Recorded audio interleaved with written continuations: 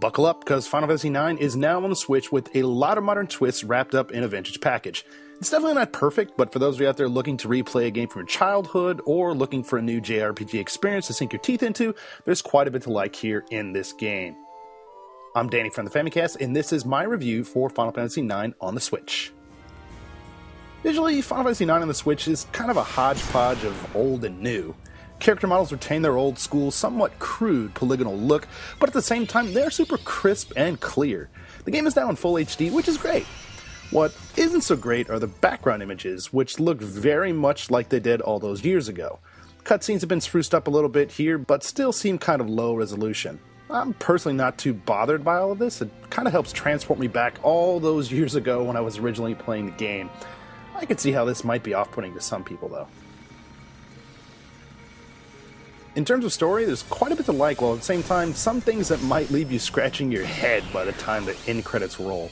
I enjoy the character interactions and overall world in general. The tension between Zidane and Steiner early on in the game was pretty funny. Vivi was cute, and Zidane constantly trying to get at Garnet was borderline ridiculous. Toward the end, though, without spoiling anything, things get a little bit weirder and deeper, in a JRPG way, than I expected. I think most of you out there know by now, but there are quite a few additions here to Final Fantasy IX on the Switch that help make the game a bit more modern. Of course, these are additions that can be found in the numerous re-releases on other platforms over the years. So, pressing the start button brings up a few different options that can alter the gameplay. ZR activates a safe travel, which obviously prevents enemy encounters.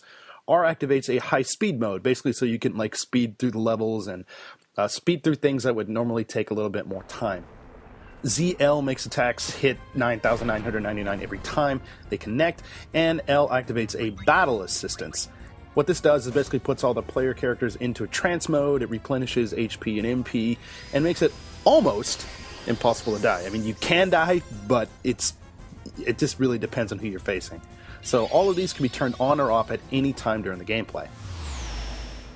And on top of these additions, there are a few others that can be accessed in the standard menu by pressing X. So under Configuration, players can reach these options under a section labeled Booster. Here, players can turn on Master Abilities, so this basically makes it so all abilities and skills are learned. Level Magic Stone Max, level 99, you have maximum levels for all stones, and Max Skill, crap load of money. So, as opposed to the previously mentioned cheats that I talked about just a few seconds ago, these cannot be turned off once they're turned on. Between the addition of these boosters and the aforementioned enhancers, Final Fantasy IX is more accessible than ever. These optional alterations make it so gamers can play the game how they want. Some people might argue that this takes away from the original intent of the developers. I can really see that argument, but part of the reason why I personally stayed away from old Final Fantasy games was the amount of time it would take to reach the end. Like many of you out there, things have changed quite a bit since I originally played Final Fantasy IX.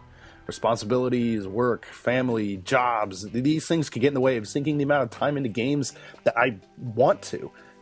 It's great to see these options here that can help modernize the game and allow gamers to play how they want.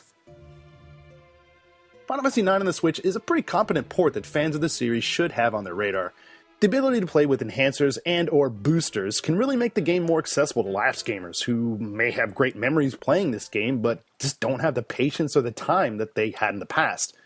Visuals here are obviously a bit dated, however the story remains pretty solid for JRPG, and a battle system, for the most part, I'm not a huge fan of trance to be honest, it's pretty decent. If you're looking to relive an experience from your past or just dive into a game that you missed out on, you can't go wrong here. Final score for Final Fantasy IX on the Nintendo Switch, 8.5 out of 10. As always, thank you for checking out this video. If you like what you see, please consider giving us a like. If you're new to the channel, please feel free to subscribe. We got tons of podcasts, video reviews, special videos, and a whole lot more. Again, this is Danny from the Famicast. Thanks for watching, and we'll catch you later.